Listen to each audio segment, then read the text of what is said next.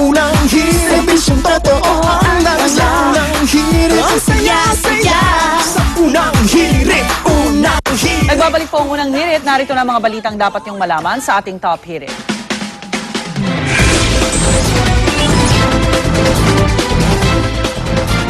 Mahigpit na binabantayan ng mga otoridad ang posibleng pagpasok sa bansa ng misteryosong sakit na mula sa Cambodia na pumatay na ng mahigit 60 bata doon.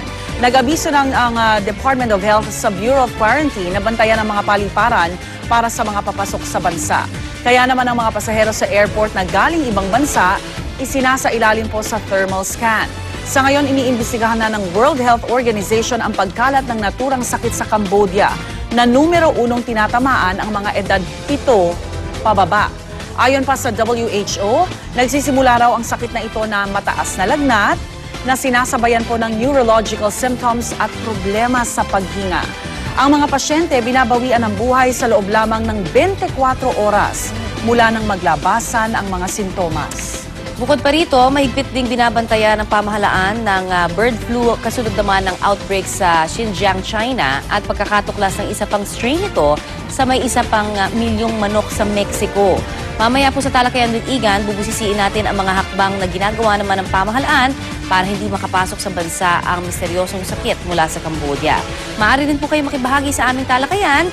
Mag-post lamang ng inyong opinyon at tanong sa official Facebook page ng Unang Hirit, facebook.com/unanghirit o kaya naman mag-tweet sa Unang Hirit.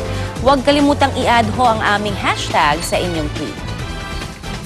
Sa ibang balita, kung dati sa pamamagitan ng blood test nakakapag-detect ng HIV ngayon, pwede na rin magpa-test ng HIV gamit lamang ang laway at iba pang fluids mula sa bibig ng tao. Inaprubahan kamakailan ng Food and Drug Administration o FDA ng Amerika ang isang rapid home use HIV test. Gamit ang isang mouth swab, nadedetect daw nito ang mga HIV antibodies sa loob lamang ng 20 minuto. Kaya hindi na raw kailangan magtungo sa ospital para magpaturok para suriin ang iyong dugo. Hindi pa alam kung magkano ito ibebenta pero posible raw umabot ng $60 ang presyo ng isa o mahigit 2,000 piso. Pero may agam-agam ang Pilipinas sa ganitong rapid HIV test kit. Bukod sa may kamahalan, hindi rin daw garantisadong accuracy nito.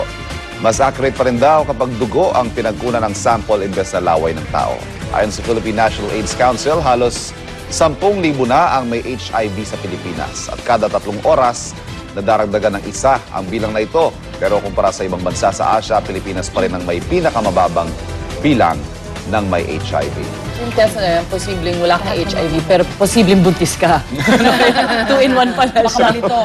Pero ito siguro for the, well, anyway, it's expensive, pero nasa tao na yun kung pagkakagastusan niya. Kasi ang isa siguro sa ayaw nila gawin, yung pupunta ka sa clinic. Nakakahiya din for them, diba? Yung resulta ko. So if you suspect na you have it or yung lifestyle mo medyo leading sa ganyan, At least you can test it at home. Pero diba? paano kung lahat mag-resort sa ganyan? Wala na tayong monitoring. Wala na tayong monitor. Pero I guess after, if you find out, then you will seek help. Kailangan mo rin naman ng assistance. You wouldn't know what to do. Eventually. Yes, eventually.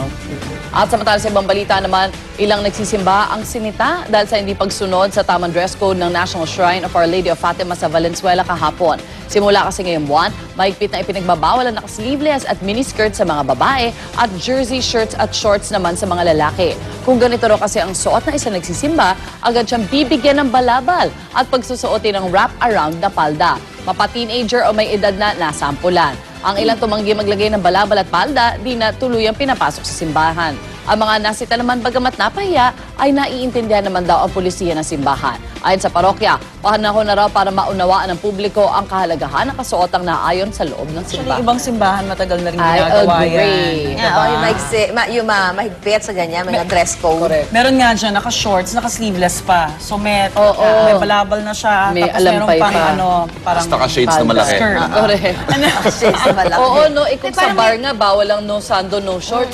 Simbahan pa. At saka parang responsibilidad mo na rin yun, di ba? Kasi sinasabi nga nila, nakaka-attract ka, nakaka-distract ka, di ba, ng ibang mga nagtatry magsimba talaga. I'm sure lahat naman merong may takip na damit. Ano?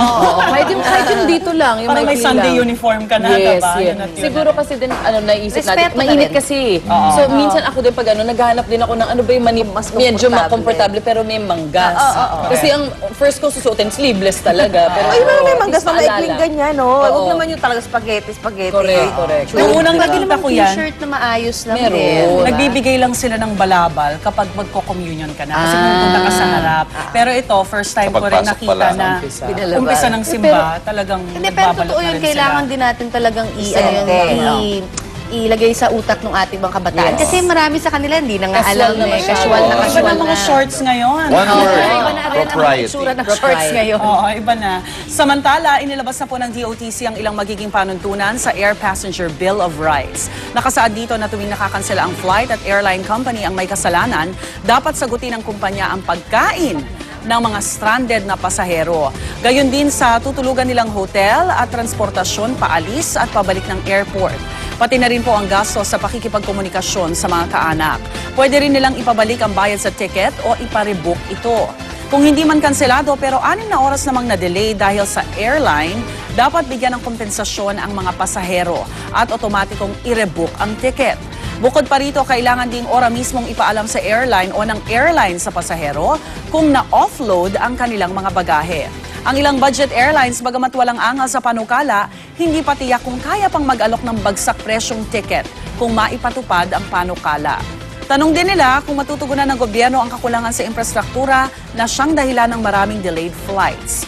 Inusisa rin ng airline companies kung bakit hindi kasama sa panukala ang foreign-based airline. Pero ayon sa DOTC, tanging ang mga pasaherong Pilipino lamang daw ang sakop ng naturang Bill of Rights. It's about Pilipino time. lang. About time. Yung mga foreigners, kung Dahil madali. yun ang ating Bill of Rights. Filipino passengers o foreigners, Filipino hindi. carriers? Carriers. Carriers. Sana Mga Mga carriers. Pilipino. Ayun Kasi nga eh, medyo inevitably malabo magsasakay eh. ng foreigner yun. Yes. Samantala, nasabat ng mga otoridad ang kahong-kahong maliliit na eel o igat sa Ninoy Aquino International Airport na ipupuslit sana papuntang Hong Kong. Nakasilid ito sa mga plastic bag na nakalagay sa 46 na kahong lula ng isang eroplano. Galing daw ang mga kontrabando sa probinsya ng Cagayan at nagkakahalaga ng halos 21 milyong piso.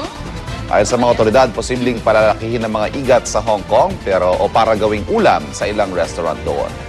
Ito lamang buwan ng Mayo nang ipagbawal ang pag-aangkat ng mga igat dahil sa unti-unti nitong pagkaubos.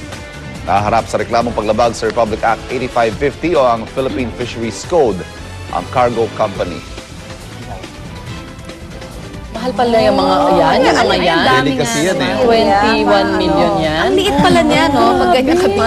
Parang mga, ano tawag doon? Parang butete lang. ano? Butete pa lang. Samantala, kinilala na ng mga otoridad ang grupong aktuhan habang naloloob sa isang sanglaan sa Las Piñas sa pamamagitan ng paghukay ng lagusan sa ilalim nito. Kinilala ng pulisya ang grupo bilang Jack Hasanta Acetylene Group na bahagi ng isang malaking grupo na nasa likod umano ng nakawan sa pawn shop at sa Metro Manila at iba pang rehiyon sa bansa.